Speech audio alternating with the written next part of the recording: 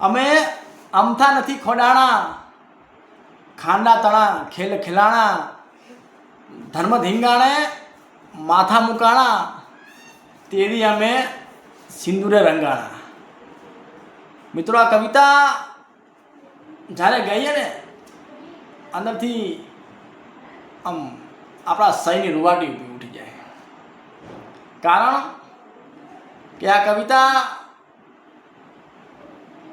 આપણા પાળિયા માટે લખાઈ છે, કે જે બેન દીકરી માટે, ગાય માટે, ધર્મ માટે જેને વીરગતિ પામ્યા છે ને એના પાળિયા થયા હોય અને તે માટે આ કવિતા લખાણી છે. નમસ્કાર મિત્રો, જય હિન્દ, જય ભારત. આજે મારે તમને એક ઇતિહાસની વાત કહેવી છે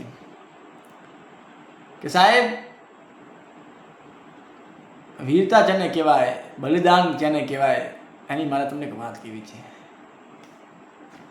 ગુજરાતની ધરતી, એમાં આપણું સૌરાષ્ટ્ર, ઝાલાવાડ, ગોહિલવાડ એટલે શૂરવીરતાની ધર્મભૂમિ, કર્મભૂમિ. આજે મારે મિત્રો તમને વાત કરવી છે પાળિયાની. પાળિયા કેને કહેવાય, પાળિયા શું હોય, કેમ ગામની પાદરમાં, મંદિરની બાજુમાં પાળિયા કેમ પૂજે છે લોકો. આજે મારે તમને એક ઇતિહાસની એક એવી ઘટનાને યાદ કરવી છે કે આવું ક્યારે બની શકે. શું એક કોઈ પક્ષી માટે આટલા લોકો બલિદાન આપી શકે? તો શરૂ કરીએ આજની એક ખૂબ જ ઐતિહાસિક અને વીરતાભરી કહાનીની. આજથી મિત્રો 500-600 વર્ષ પહેલા ઝાલાવાડની ધરતી ઉપર ઘણા શૂરવીરો રાજપૂત થઈ ગયા છે. તમે હાલે સૌરાષ્ટ્રમાં જશો ત્યાં અનેક મિત્રો પાળિયા હશે, ગાંભીઓ હશે પાળિયાની, જેમાં હજુ પણ તેમની પેઢી દર પેઢી, વંશ દર પેઢી, જે તેમના પેઢી દર પેઢી જેમના વંશજો હશે તે આજે પણ તિથિ દિવસે તે આવતા હશે અને પાળિયાને સ્વસ્થ કરી, સિંદૂર લગાવી અને તેમની પૂજા અર્ચના કરતા હશે. શા માટે મિત્રો પાળિયાની પૂજા કરવામાં આવે છે? શા માટે આપણે પાળિયાને યાદ કરવા પડે છે? તો એની એક ઘટના હું તમને કહું કે ઇતિહાસની અંદર મિત્રો એવી અનેક ઘટનાઓ છે સૌરાષ્ટ્રની ધરતીની કે તમને માનવા પણ ના આવે કે શું આવી વીરતા, આવી બલિદાન સંસ્કૃતિ હોઈ શકે. મિત્રો, મારે તમને ટૂંકમાં માહિતી આપવી છે કે ઝાલાવાડની ધરતી ઉપર મૂળી ગામે ઘણા પરિવારના લોકો રહેતા હતા. મૂળી ગામની અંદર સોઢા પરમારો પોતે ત્યાં પોતાના મેરલો કહેવાય કે એક જાતનો વસાવાટ પરમારો રહેતા હતા. એમાં જોમબાઈ રાજપૂતાણી ત્યાં એટલા ફળિયામાં સવારમાં જોમબાઈ રાજપૂતાણી પોતે સવારમાં પૂજા અર્ચના કરતા હશે અને સૂર્ય દેવતાને જળ ચડાવતા હશે. ત્યાં એક તેતર પોતાના પીડાથી, દુઃખ દર્દથી ત્યાં આવે છે અને જોમબાઈમાં પાસે ત્યાં પૂજા માટે બેઠા હોય છે. ત્યાં આવી અને આ રાજપૂતાણીના ખોળામાં પડે છે. મિત્રો, તેતર ઘાયલ થયેલું હોય છે એટલે સ્વાભાવિક છે કે કોઈ પક્ષી કે પ્રાણી હોય કે મનુષ્ય ઘાયલ થાય તેને દુઃખ પીડા થાય. એટલે આ તેતર દુઃખનું માર્યું અવાજ કરતું હશે. એટલે આ જોંબાઈ રાજપૂતાણીને એમ થયું કે આ પક્ષીને કોણ મારતું હશે.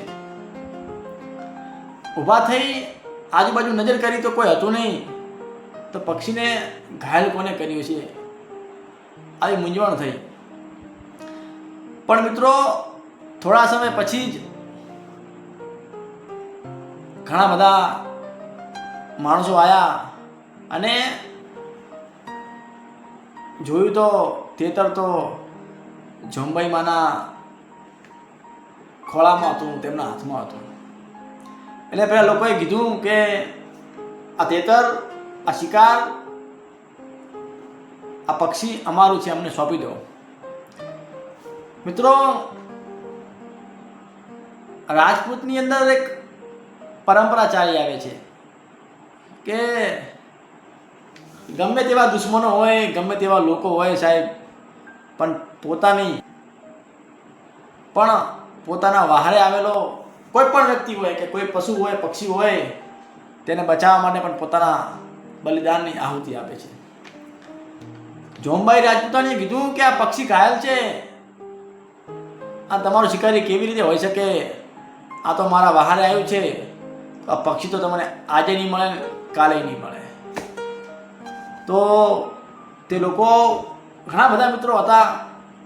કીધું કે તો તમે યુદ્ધ માટે તૈયાર થઈ જાઓ, કારણ કે પક્ષી અમારો છે, શિકાર અમારો છે, અમે તેને લઈને જશું.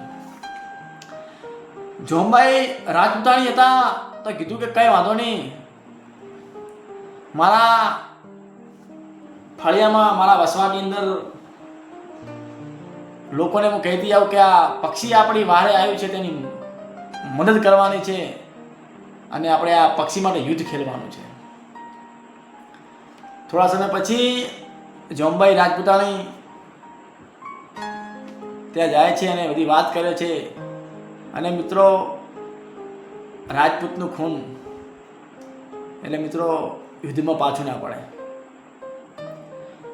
બધા તૈયાર થઈ ગયા અને જય ભવાનીના જય ઘોષ સાથે યુદ્ધ માટે રણ મેદાનમાં ઉપડી પડ્યા. મિત્રો, તમે માનશો નહીં કે થોડા સમયની અંદર બહુ જબરજસ્ત યુદ્ધ ખેલાણું. અને કહેવાય કે સામેલા સૈનિકો હતા એ ખૂબ બધા પ્રમાણમાં હતા. એક્ઝેક્ટ મને કંઈ આપણે યાદ નથી, પણ ખૂબ વધારે હતા. જ્યારે તેની સામે આપણા રાજપૂતો માત્ર 140 કે 150 આજુબાજુ હતા. મિત્રો, આપણી સંસ્કૃતિ, આપણી વીરતા, આપણું બલિદાન કે એ 140 રાજપૂતોએ સામેલા દુશ્મનોને માથા વાઢવાનું ચાલુ કર્યું. ધડાધડ દુશ્મનોના માથા ધડથી અલગ થઈ અને જમીન ઉપર પડતા હતા. સામે આપણા પણ રાજપૂતોના પણ ઘાયલ થતા હતા અને તે પણ મૃત્યુ પામતા હતા. મિત્રો, યુદ્ધ બરાબરનું ચાલ્યું, બરાબરનું જામ્યું અને અંતે આપણા રાજપૂતોએ બધા જ દુશ્મનોને મારી નાખ્યા. વાત તમે ટૂંકો કહું કે છેલ્લે જોંબાઈ રાજપૂતાણી આવે છે અને જોવે છે કે પોતાનો એકનો એક દીકરો તે પણ આ યુદ્ધમાં શહીદ થાય છે, વીરગતિ પામે છે. એટલે જોંબાઈ રાજપૂતાણી આ બાળકનું મસ્તક લઈ ખોળામાં બેસી અને પોતે સતી થાય છે. હાલ પણ મિત્રો, ઝાલાવાડની ધરતી ઉપર મૂળી ગામની અંદર ત્યાં જોંબાઈ રાજપૂતાણીનું હાલ નાનું એવું મંદિર છે અને આપણા 140 શૂરવીરોની ગાંભી આવેલી છે.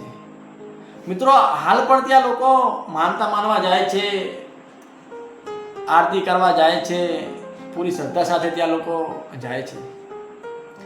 કહેવાય છે કે આ મંદિરે જે પણ બેન દીકરીઓને સંતાન હોય અને ધાવણ ના આવતું હોય તો ત્યાં જઈ અને માનતા માને તો આ માનતા તેમને ફળે છે અને ધાવણ આવે છે.